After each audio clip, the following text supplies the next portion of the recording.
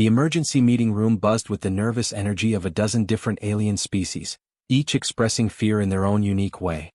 The air recyclers worked overtime to filter out the mix of pheromones, electromagnetic pulses, and chemical signals that filled the space whenever the Galactic Coalition gathered in crisis. Ambassador Hyunwoo Kim had been sitting in the same chair for 3 straight days. His human body ached in ways that his alien colleagues couldn't understand, but he refused to show weakness. Not now, when everything was falling apart. The holographic star map floating above the central table told a story that got worse with each update. Red dots marked the systems that had gone dark. Blue dots showed what remained of civilized space. The red was winning. Update from the Kepler sector, announced the Coalition's military coordinator, a spider-like being whose name Hyunwoo could never pronounce correctly.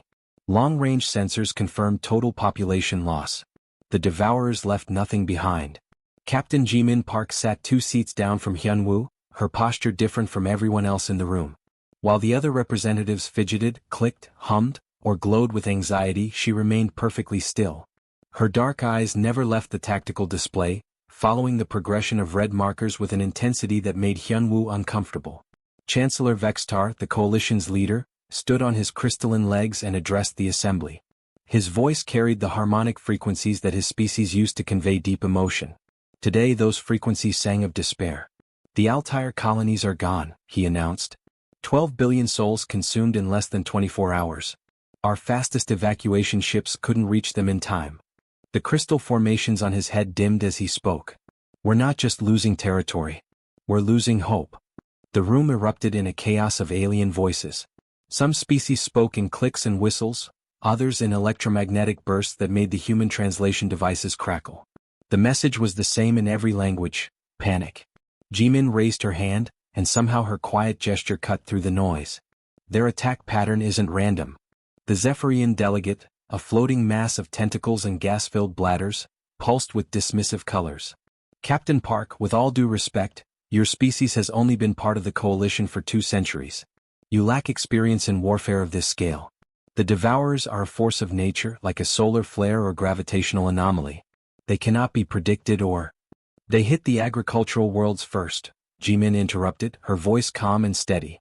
Look at the pattern. Ceres Prime, the breadbasket of the Outer Rim, went dark 6 months ago. Then the mining colonies that supplied raw materials. Now they're targeting the manufacturing centers. She stood up and walked to the holographic display, pointing at the progression of red markers. They're not just destroying randomly. They're cutting our supply lines. Starving us out before they move on the core worlds. The room fell silent. Even the species that communicated through scent or electromagnetic fields seemed to pause their transmissions. Hyunwoo watched his colleague with growing unease. There was something different about Jimin today, something that reminded him of nature documentaries he'd watched as a child on Earth. The way a wolf studied a herd of deer, calculating which one was weak, which one was isolated. That's actually a sound tactical analysis, admitted the military coordinator, his multiple eyes focusing on the display with new understanding. If they're deliberately targeting our resource infrastructure, then they're not mindless destroyers, Jimin finished. They're strategists, and if they can think, they can be beaten. The alien representatives began chattering again, but this time with something that might have been hope mixed in with the fear. They started discussing defensive strategies, evacuation plans, ways to protect the remaining agricultural worlds. But Hyunwoo wasn't listening to them. He was watching Jimin. She had returned to her seat, but she wasn't participating in the planning discussion. Instead, she stared at the holographic display with an expression he'd never seen on a human face before. Her lips moved silently, and he realized she was counting. Ships, distances, time intervals between attacks. She was mapping the Devourers' movements in her head, building a 3-dimensional picture of their strategy. The way she studied the tactical display reminded him of something primal, something that made the hair on the back of his neck stand up. It was the look of a predator selecting its next target. As the session finally adjourned after 75 hours of continuous meetings, the various alien delegates filed out of the room in their different ways. Some walked, others floated, a few dissolved into component particles and reformed outside the door. Hyunwoo gathered his data tablets and prepared to leave, exhaustion weighing down his human frame. Jimin remained in her chair, still staring at the display. The hologram had switched to a real-time view of Devourer ship movements along the galactic rim. They moved in coordinated groups like pack hunters surrounding their prey. Jimin, Hyunwoo called softly. The meeting's over. You should get some rest. She turned to look at him, and for just a moment, her eyes held something that made him take an involuntary step backward. It wasn't fear or despair like everyone else showed. It wasn't even determination. It was hunger. I'll be along in a minute, she said, her voice perfectly normal again. I just want to study this pattern a bit more. As Hyunwoo left the meeting room, he couldn't shake the feeling that something fundamental had just changed. Not just in the war against the Devourers but in humanity itself. Jimin wasn't just analyzing enemy movements anymore. She was hunting them. The ancient archives beneath the coalition capital had not seen visitors for over 1,000 years. Dr. Donghyun Lee walked through corridors that seemed to stretch forever, filled with crystalline storage units that hummed with old power. The air tasted metallic and strange, like breathing inside a computer. 3 days ago, the coalition had made a desperate decision. They awakened the first civilization's artificial minds, beings so old that most species had forgotten they existed. These AIs had watched the galaxy grow from scattered worlds to the vast network of today. If anyone knew how to stop the Devourers, it would be them. The lead AI called itself Terminus 7. It looked like a floating crystal the size of a human torso, covered in lights that pulsed when it spoke. Its voice sounded like metal grinding against metal, but the translation systems made the words clear enough. Your species confuses us, Terminus 7 said as Donghyun entered the main research chamber. The room was filled with holographic displays showing genetic codes, brain patterns, and evolutionary trees of every known intelligent species. Confuses you how? Donghyun asked, pulling up a chair next to the floating crystal. After 3 days of working together, he had gotten used to talking to what looked like a fancy lamp. Every sapient race in the galaxy evolved specific traits to survive the Devourer periods, the AI explained. Holographic images appeared in the air, showing different alien species. The Zephyrians learned to phase shift between dimensions, hiding in spaces the Devourers cannot reach. The Crystallites developed hive mind consciousness, sharing knowledge instantly so they could predict attacks. The Void Walkers perfected hibernation, sleeping for thousands of years until the danger passed. Donghyun nodded, making notes on his data pad. Survival adaptations. Makes sense. Yes. But humans? The AI paused, its lights flickering in what might have been confusion. Humans are different. Pull up your species' genetic markers. The holographic display shifted, showing the complex DNA patterns that made humans unique. Donghyun had seen these charts before, but never in comparison to other species' survival adaptations. What am I looking at? He asked. Your people did not evolve to hide from the Devourers, Terminus 7 said slowly. You evolved to hunt them. The words hit the laboratory like a physical blow. Research assistant So-Young Choi, who had been quietly working at another terminal, looked up with wide eyes. Her data pad slipped from her hands and clattered on the floor. That's impossible, she said, her voice barely above a whisper. Humans are peaceful. We've been part of the coalition for 200 years and never started a single war. We're diplomats, traders, explorers. We help other species solve conflicts, we don't create them. Terminus 7's lights pulsed faster, and new images appeared in the holographic display. Brain scans of human volunteers with certain regions highlighted in bright colors. Your neural pathways tell a different story, the AI said. Look at these patterns. Enhanced visual cortex for tracking movement across vast distances. Enlarged prefrontal cortex for complex tactical planning. Adrenaline production systems designed for sustained combat, not brief emergency responses. Donghyun stared at the brain scan labeled with his own name. The highlighted areas pulsed with activity, regions he had never known existed. You're saying our brains are wired for war? Not just war, Terminus 7 corrected. Hunting. Coordinated pack hunting across multiple environments. Your social structures default to military hierarchies under stress. What you call natural leadership is actually an inherited command structure for group combat. Your teamwork is pack coordination. Your problem-solving abilities are tactical adaptation patterns. So-Young shook her head, backing away from the display. No, that can't be right. We chose to be peaceful. We made that choice as a species when we joined the coalition. You chose to suppress your nature, the AI said not unkindly. But suppression is not elimination. The patterns remain waiting. Donghyun felt something cold settling in his stomach. Waiting for what? For a worthy opponent. 6 levels above the archive in the Coalition's communication center, Officer Taeho Young was having his own revelation. He sat at his monitoring station, watching the defensive formations of coalition fleets as they tried to protect the remaining core worlds. The ships moved in loose clusters, reacting to devourer attacks instead of anticipating them. Something about the formation patterns bothered him. They looked wrong, like a puzzle with pieces in the wrong places. Without really thinking about it, Tejo pulled out a stylus and began sketching on a spare data pad.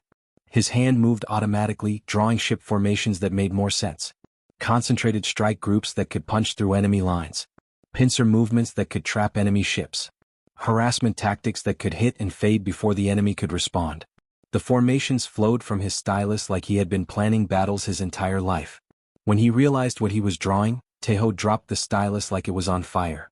The sketches scattered across his desk, tactical diagrams that looked like they came from a military academy textbook. But he had never attended military academy. He was a communications officer, trained to relay messages and maintain contact with distant fleets. He stared at his own drawings, elegant and deadly, and felt something stirring in his mind that he didn't recognize. Knowledge that seemed to come from somewhere else, somewhere deeper than conscious thought. Down in the archives, Dong Hyun was looking at genetic comparisons between humans and other species. The differences were subtle but undeniable. Where other species had developed bigger brains for better problem-solving, humans had developed better coordination centers. Where others had enhanced sensory organs for early warning systems, humans had enhanced pattern recognition for tracking prey. "Are you saying we're killers?" he asked quietly. "No," Terminus 7 replied. "Killers destroy for pleasure or rage. You're soldiers. Warriors. You destroy to protect what you value. There is a difference, though perhaps not one your enemies would appreciate." The AI's lights dimmed slightly. The Devourers made one critical error in their return. They threatened the human pack. Every human in the galaxy, whether they realize it or not, is now receiving the same signal their ancestors received millions of years ago. What signal? Hunt or die. In his communication station far above, Tejo Young felt that signal as a tingling in his spine, an itch in his brain that could only be scratched by action. He looked at his tactical drawings again, and this time he didn't drop the stylus. Instead, he began to plan. The underground facility on Mars had once been a mining operation, carved deep into the red rock of the planet's southern hemisphere. Now it served as something else entirely, a training ground for volunteers who had made a choice that terrified most of their species. Colonel Minho Seo looked out at the assembled humans in the converted chamber. 200 faces stared back at him, young and old, from every human colony in the galaxy. Behind them, the curved walls still showed tool marks from the mining equipment, but now those walls were covered with tactical displays and weapon racks. Of the 50,000 humans serving in the coalition military, only these 200 had answered his call. The rest had refused, horrified by what the ancient AIs had revealed about human nature. They wanted no part of becoming the monsters their species was apparently designed to be. "I won't lie to you," Minho said, his voice carrying clearly in the enclosed space. "What we're talking about goes against everything human civilization has built for the last 5 centuries. When we joined the galactic community, we chose peace. We chose diplomacy. We chose to be better than our warrior ancestors." He paused, letting his words sink in. Many of the volunteers shifted uncomfortably. These were people who had spent their lives believing humanity's greatest achievement was leaving violence behind. Lieutenant Hygiene Yoon, a young woman from the Centauri colonies, raised her hand. "Then why are we here, sir? If we're supposed to be peaceful, why are you asking us to become soldiers?" Minho gestured to the holographic display that dominated one wall of the chamber. It showed the latest Devourer advance red markers creeping steadily toward the core worlds, consuming everything in their path. Entire star systems had gone dark in the past week alone. "Because peace only works when everyone chooses it," he said quietly. The Devourers didn't get the memo. The display updated as he spoke, showing 3 more agricultural worlds going offline. Billions of lives snuffed out in hours. The volunteers stared at the spreading darkness, understanding finally why they were needed. Training began the next day. The results were both fascinating and terrifying. Combat formations that should have taken months to learn came naturally after just a few sessions. Weapon handling felt intuitive, as if the volunteers had been born knowing how to fight. Strategic thinking emerged from somewhere deeper than conscious knowledge, plans and tactics flowing from minds that had never studied warfare. Dr. Jae-sung Park, the facility's psychologist, monitored the volunteers with growing alarm. He ran daily brain scans, tracking the changes that were occurring in their neural patterns. The results kept him awake at night. "Their brain activity is changing," he reported to Minho during one of their evening briefings.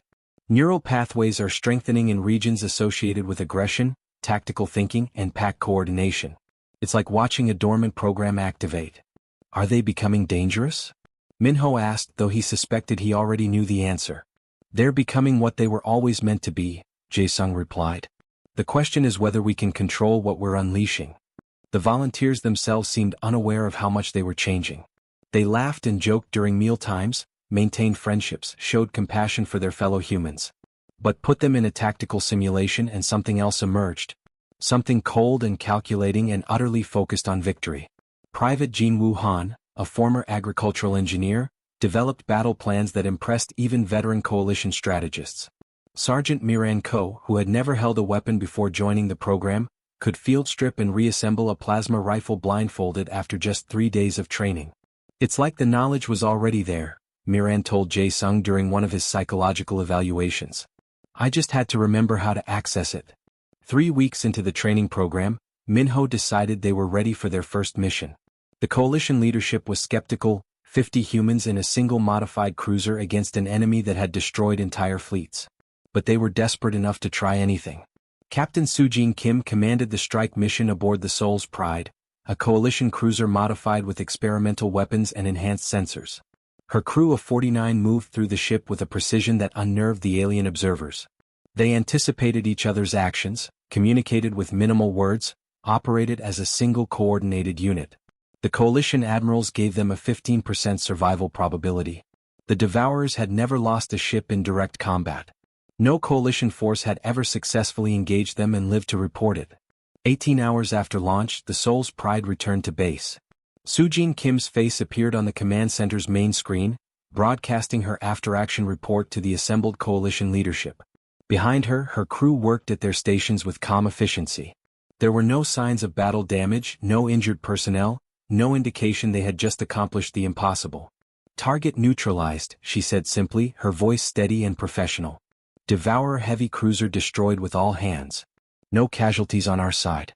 Ready for next assignment. The alien observers stared in stunned silence. In the background of the transmission they could see tactical displays showing the wreckage of a Devourer ship, the first confirmed kill in the war. But what disturbed them most wasn't the tactical brilliance of the attack, captured in the mission recordings. It wasn't the flawless execution of a battle plan that had required split-second timing and perfect coordination. It was the expression on Soo-jin's face as she delivered her report. She was smiling. Not the relieved smile of someone who had survived a desperate battle, or the proud smile of someone who had achieved a difficult goal. It was something else entirely, satisfied, eager, hungry for more. The veteran Zephyrian warriors in the command center instinctively stepped back from the screen. In their culture, that particular expression meant only one thing. The predator had tasted blood and liked it. Ready for next assignment, Soo-jin repeated, and the way she said it sent chills through every non-human in the room. She sounded like she was looking forward to it. The bridge of the new Busan hummed with quiet efficiency. Admiral Kyung-ho Bae stood at the center of it all, watching his crew work with a coordination that made their alien observers deeply uncomfortable. Every movement seemed planned, every action anticipated by the others before it happened.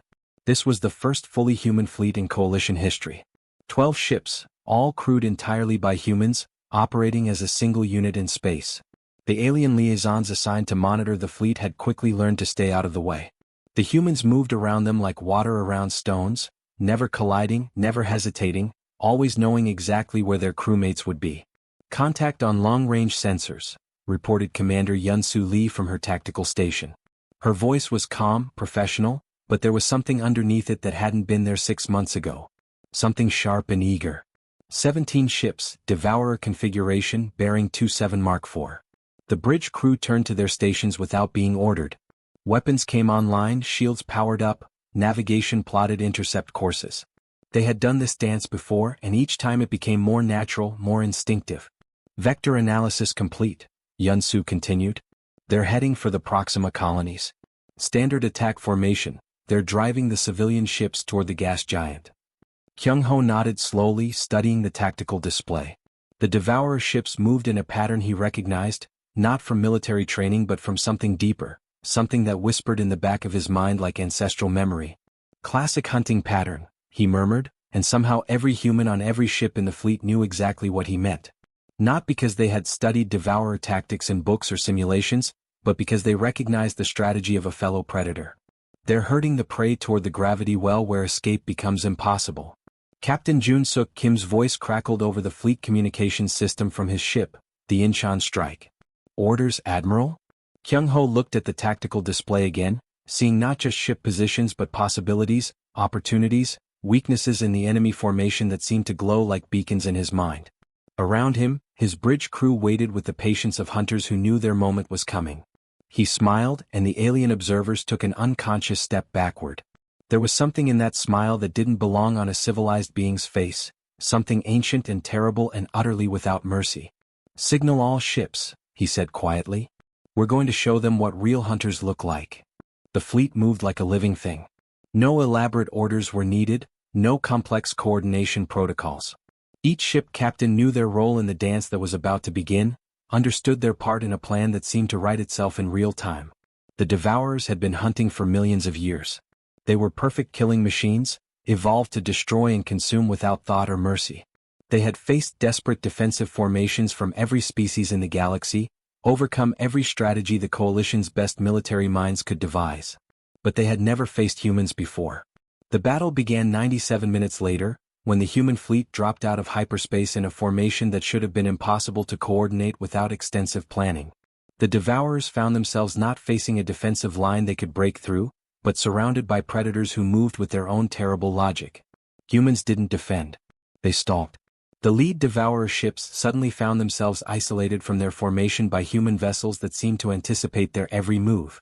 When they tried to regroup, other human ships appeared in their path. When they attempted to break through to attack the civilian transports, they discovered the routes blocked by precisely placed obstacles.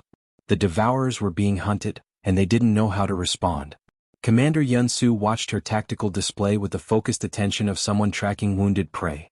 "Target designation Alpha 7 is attempting to flank our position," she reported. "Let it," Kyung-ho replied, his eyes never leaving the main screen. "Captain Min-jae is waiting for it." 3 seconds later, the Devourer ship walked straight into a trap that Captain Lee Min-jae had set without being told, destroying it with surgical precision before it could react. The battle was over in 90 minutes.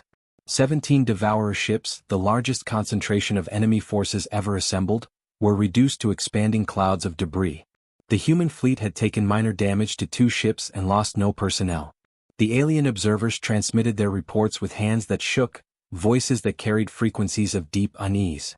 They had witnessed something that would change how every species in the galaxy viewed humanity. Back on Earth, Dr. Myung-shin sat in her research lab, monitoring the neural activity of humans across the planet through a network of voluntary sensors. What she saw made her both fascinated and terrified. The awakening was accelerating.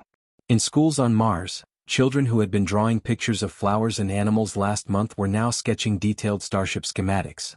They couldn't explain where the knowledge came from, but their drawings showed advanced tactical formations that impressed military analysts.